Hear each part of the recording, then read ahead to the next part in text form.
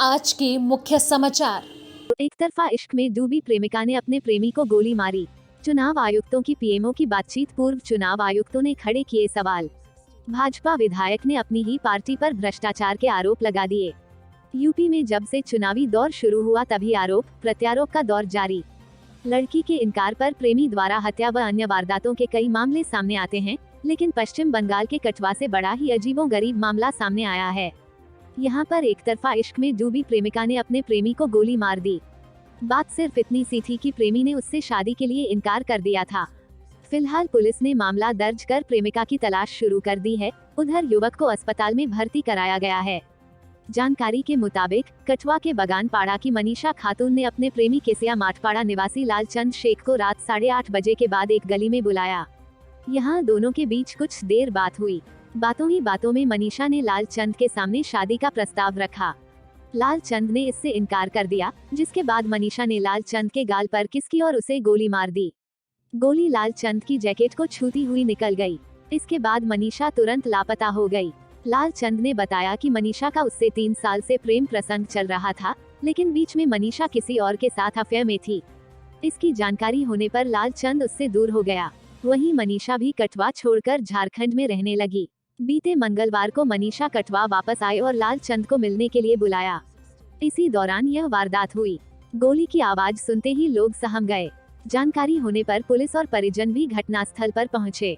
मनीषा के घर वालों का कहना है कि लालचंद मनीषा के साथ संबंध बनाना चाहता था, लेकिन वो उसके लिए तैयार नहीं हुई।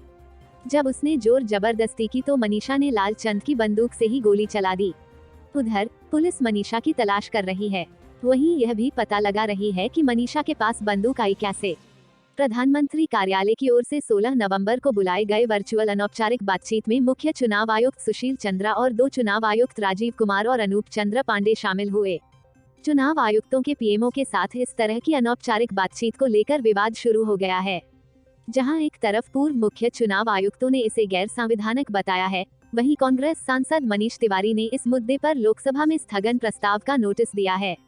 मनीष तिवारी के मुताबिक चुनाव आयुक्तों का बैठक में शामिल होना बताता है कि संस्थानों की स्वायत्तता से समझौता किया गया है। खबर के मुताबिक पिछले महीने 16 नवंबर को हुई बैठक से कुछ दिनों पहले चुनाव आयोग को कानून मंत्रालय के एक अधिकारी से एक असामान्य पत्र मिला, जिसमें कहा गया कि प्रधानमंत्री के प्रधान सचिव पी.के. मिश्रा आम मतदाता सूची को लेकर एक बैठक की अध्यक्षता करेंगे और इसमें मुख्य चुनाव आयुक्त और दोनों चुनाव आयुक्त की उपस्थिति की अपेक्षा की जाती है। रिपोर्ट के मुताबिक पत्र में इस तरह के शब्दों से चुनाव आयोग में हड़कंप मच गया, क्योंकि यह एक समन की तरह देखा गया जो संवैधानिक मानदंडों का उल्लंघन करता है।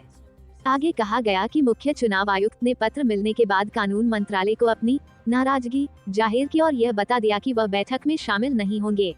चंद्रा की तरह दोनों आयुक्त भी इस आधिकारिक वर्चुअल मीटिंग से दूर रहे और उनके अधीनस्थ अधिकारियों ने इसमें हिस्सा लिया।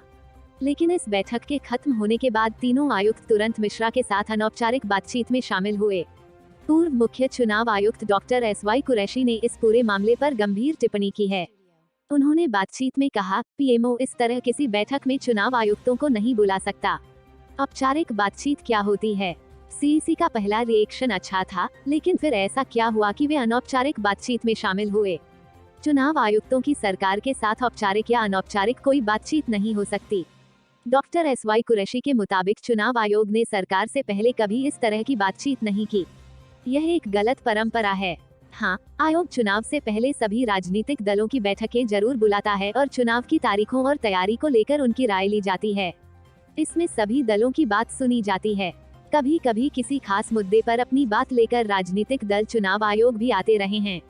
कुरैशी सवाल करते हैं, क्या पीएमओ या पीएम खुद चीफ जस्टिस ऑफ इंडिया को ऐसे बुला सकते हैं? सुप्रीम कोर्ट और चुनाव आयोग बराबर है।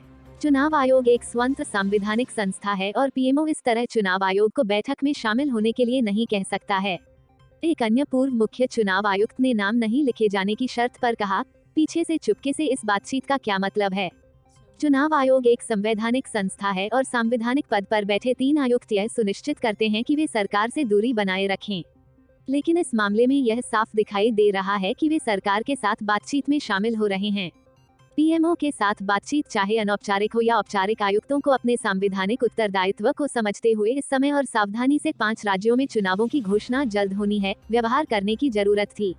इससे निष्पक्ष और स्वतंत्र चुनाव कराने के आयोग के संवैधानिक दायित्व पर सवाल उठ सकता है। राजस्थान नागौर जिले के मकराना से भाजपा विधायक रूपाराम मुरावतिया ने भ्रष्टाचार को लेकर अपनी ही पार्टी को आड़े हाथों ले लिया। वह बीते दिनों नागौर जिला मुख्यालय पर जन आक्रोश आंदोलन की सभा को संबोधित कर रहे थे। इस दौरान रूपाराम ने कहा कि आज कांग्रेस भ्रष्टाचार से भरी हुई है, लेकिन हमारी पार्टी भी भ्रष्टाचार मुक्त नहीं है। उन्होंने कहा कि पीएम मोदी ने तो कह दिया कि न खाऊंगा न खाने दूंगा, लेकिन हमारी पार्टी के कई बड़े नेता इस बात पर अमल नहीं कर पा रहे। रूपाराम ने अपने भाषण की शुरुआत में कहा कि कांग्रेस ने जो वादे किए वह तो नहीं पूरे किए, लेकिन जो वादे नहीं किए थे वह जरूर पूरे कर डाले। उन्होंने कांग्रेस पर तंज कसते हुए कहा कि कांग्रेस भ्रष्टाचार से भरी हुई है, लेकिन यह भी सही है कि भाजपा भी भ्रष्टाचार से अछूती नहीं है। रूपाराम ने कहा कि 70 साल में देश को एक ऐसा प्रधानमंत्री मिला है जिसने कहा कि न खाऊंगा न खाने दूंगा, लेकिन हमारे पार्टी के कई बड़े नेता इस बात पर अमल नहीं कर पाए। उन्होंने कहा कि जब मौका आया खूब खाया खूब पिया, जब दोष देने का मौका आया एक दूसरे पर मर दिया। उन्होंने भारतीय जनता पार्टी के सभी बड़े नेताओं और कार्यकर्ताओं को सच्चाई और अच्छाई के साथ आगे बढ़ने के लिए कहा। एक अन्य पूर्व मुख्य चुनाव आयुक्त ने नाम नहीं लिखे जाने की शर्त पर कहा, पीछे से चुपके से इस बातचीत का क्या मतलब है? चुनाव आयोग एक संवैधानिक संस्था है और संवैधानिक पद पर बैठे 3 आयुक्त यह सुनिश्चित करते हैं कि वे सरकार से दूरी बनाए रखें, लेकिन इस मामले में यह साफ दिखाई दे रहा है कि वे सरकार के साथ बातचीत में शामिल हो रहे हैं। पीएमओ के साथ बातचीत चाहे अनौपचारिक हो या औपचारिक, आयुक्तों को अपने संवैधानिक उत्तरदायित्व को समझते हुए इस समय और सावधानी से 5 राज्यों में चुनावों की घोषणा जल्द होनी है, व्यवहार करने की जरूरत थी। इससे निष्पक्ष और स्वतंत्र चुनाव कराने के आयोग के संवैधानिक दायित्व पर सवाल उठ सकता है। लखनऊ, उत्तर प्रदेश में जब से चुनावी दौर शुरू हुआ है तब से आरोप प्रत्यारोप का दौर जारी है। इन सभी के बीच यूपी के पूर्व मुख्यमंत्री और समाजवादी पार्टी के मुखिया अखिलेश यादव ने आज यानी शुक्रवार को प्रेस कॉन्फ्रेंस की। इस प्रेस कॉन्फ्रेंस में उन्होंने सबसे पहले योगी सरकार को अपने निशाने पर लिया। इस दौरान उन्होंने ऑक्सीजन की कमी से किसी की भी मौत नहीं होने के यूपी सरकार के दावे पर बात की। उन्होंने कहा, इससे बड़ा झूठ कोई और हो ही नहीं सकता। इसी के साथ आगे उन्होंने कहा, ऑक्सीजन की कमी से लोग भागते रहे। जिन्होंने कोरोना में अपनों को गंवाया है वो बताएंगे, लोग भागते रहे ऑक्सीजन के लिए। जी दरअसल यूपी विधान परिषद में कांग्रेस एमएलसी के सवाल पर लिखित जवाब देते हुए राज्य के स्वास्थ्य मंत्री जयप्रताप सिंह ने बताया था कि ऑक्सीजन की कमी से किसी की मौत होने की सूचना नहीं मिली है। अब अखिलेश ने सरकार के इसी दावे पर पलटवार किया। उन्होंने प्रेस कॉन्फ्रेंस में कहा, बीजेपी के कार्यकाल ने हर वर्ग के लोगों को नाराज किया है। आज किसान को खाद के लिए लाइन में लगना पड़ रहा है। बाजार में सरसों का तेल महंगा हो गया है। नौकरी रोजगार छिन रहे हैं। बीजेपी ने किल्लत के अलावा कुछ नहीं दिया। उन्होंने कहा, बीजेपी का हर वादा जुमला निकला, झूठ के फूल में अब कोई खुशबू नहीं बची। इसी के साथ उन्होंने सड़क उद्घाटन के दौरान नारियल फोड़ने पर सड़क टूटने वाले किस्से के बारे में जवाब देते हुए कहा, यूपी में उद्घाटन के लिए नारियल लेकर जाओगे तो सड़क ही टूट जाएगी। अब सड़कों के उद्घाटन के लिए बीजेपी नारियल की जगह टमाटर का इस्तेमाल करेगी। इसके अलावा उन्होंने कहा, बीजेपी से ज्यादा झूठ बोलने वाली सरकार कोई और हो ही नहीं सकती। ये लोग कस्टोडियल डेथ में नंबर 1 हैं, बैंकों को बेचने में नंबर 1 हैं, जिंदा गाय को दफनाने में नंबर 1 हैं। कोई विश्वास नहीं कर सकता है। उन्होंने कहा कि भावुक जनता ने इस बार सफाया करने का मन बना लिया है। इस दौरान अखिलेश ने दावा करते हुए कहा, समाजवादी पार्टी को समर्थन मिल रहा है और जनता विकल्प के रूप में सपा के साथ है। Bureau report bureau report, Mumbai.